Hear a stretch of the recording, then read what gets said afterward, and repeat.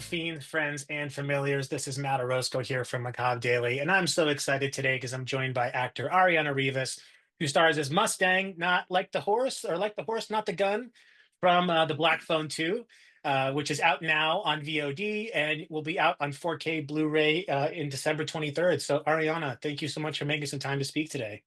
Yeah, thank you so much for having me. How you doing Uh, today? I'm doing great. I'm doing a whole lot better knowing that even though it's snowing, there's not a grabber ice skating outside my door. So Oh, I'm happy. oh man, you have real snow right now. Okay, that changes it. That changes things. If It you want to, does.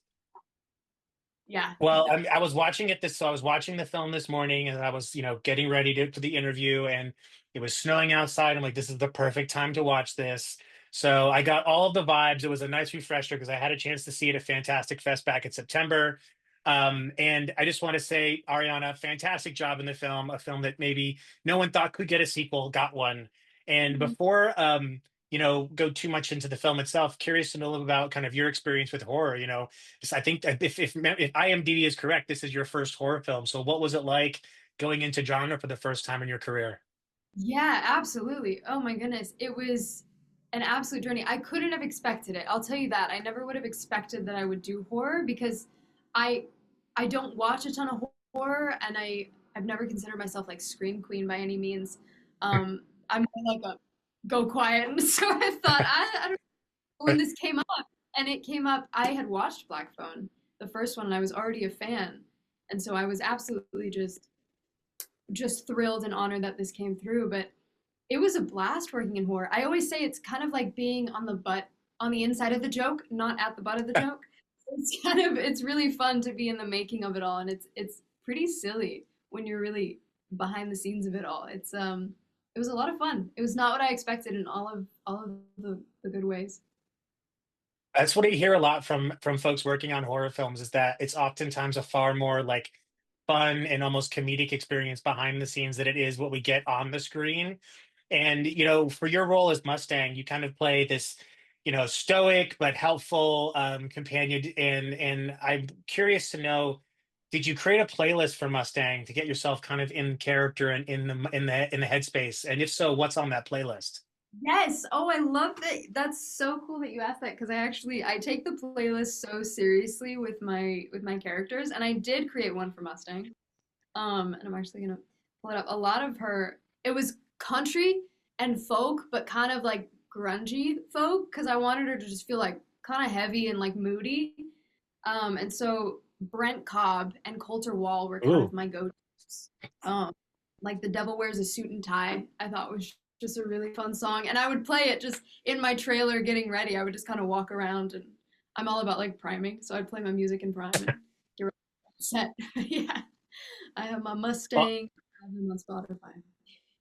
I figured you would because I talked with so many actors and they all have like they put together playlists for their characters. And depending on what kind of character it is, will totally dictate if that's more of a fun playlist, it's more kind of a somber, sad playlist, or something in the middle. And given Mustang's character, I figured, it kind of makes sense to have that grungier rock style because she is more of like a salt of the earth person, but at the same time, really tough and strong, takes no shit kind of character. And, thinking about the tone of the film is significantly darker than the first film, right? And so, getting into those moments where you're dealing with things that are having to deal with child death, and people that are doing awful things. How did you and your castmates keep some sense of levity in between takes that you don't kind of fully succumb to how dark the story can become? That's so important. It's so important to do that because you're right. It's a very, very dark storyline. And I think if any of us spent too much time there in that world, I think we'd probably lose it.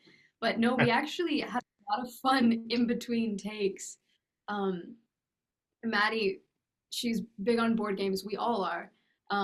But her amazing on-set teacher always brought in these card games, Exploding Kittens. We'd play like Russian poker. And that was all we did in between takes. We just play Exploding Kittens. I think Exploding Kittens was kind of for the full half length of the shoot. We'd get so competitive with it, especially Maddie and Mason. They would go at it. It was a lot of fun. But we just played in between. We'd sometimes take a ball out and play soccer, and we just kept it really light. But I think it balanced things out because when it was time to switch on, it was game time. So I think it was just cool to have that kind of opposite. Well, Exploding Kids is such a fun game, and it's such a, it almost feels like you're making it harder for yourselves though, because that game can be so funny while you're playing it that you have to kind of snap into this completely opposite tone to be complete seriousness right after that. So, So kudos for you to be able to do that so well. you know what? It gets your heart racing, so you just have to change your. You're like, I'm not excited, I'm terrified, but it's the same psychology, same You're right. You're physiology. right. Yeah, Our reaction to laughing and like laughter and fear is the essentially the same thing, just on the different side of that spectrum. So, they say if you can make someone laugh, you can scare somebody. But we, as far as like the future and yourself in the genre, do you foresee yourself going back into horror at some point? And if so, are there any characters or types of films you'd like to be in? ooh, oh, that's such a good one. I absolutely would want to explore more of horror.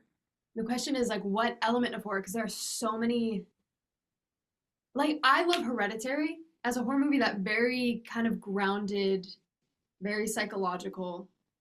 That seems like a really fun thing to do, but being possessed would also be a lot of fun. I think I would like to venture into the physical mixed with that fear aspect. So if I could bring in some of the gymnastics into getting possessed, I think that would for sure be on the bucket list. So yeah, little Hell yeah. exorcist. I mean, a possession film would be so much fun. I feel like you could just act as completely irrational and out of sorts. So almost feels like a dream for an actor, right? Just get to act as you choose. My last question for you, Ariana, just a real quick fun one is, what do you think would make a great double feature with the Black Phone 2? Not excluding the first film. Hmm. Wait, I'm so silly. Explain to me double feature. Like if you So let's say they're programming two movies to play together. One of them's the Black Phone 2. What do you think is a movie that would go really well with it alongside? oh man. The first thing coming to mind because who are you gonna call? Ghostbusters. Who are you Maybe, gonna I mean, call? maybe that's the secret to the grabber.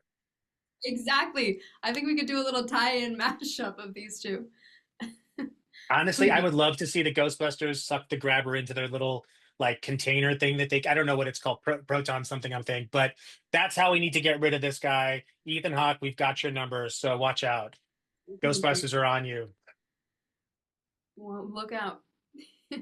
Well, Ariana, this has been a pleasure. Thank you so much for taking the time to speak with me. And again, congratulations on this film. Looking forward to whatever you do next. And you've always got a space in horror. So thanks for the time. So much, Matt. It was great talking to you.